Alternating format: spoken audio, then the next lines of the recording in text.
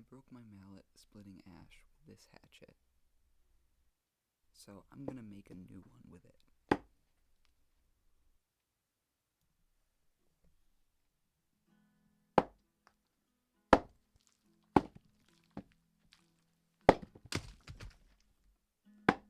Same ash I was working with last week, and it's still quite green.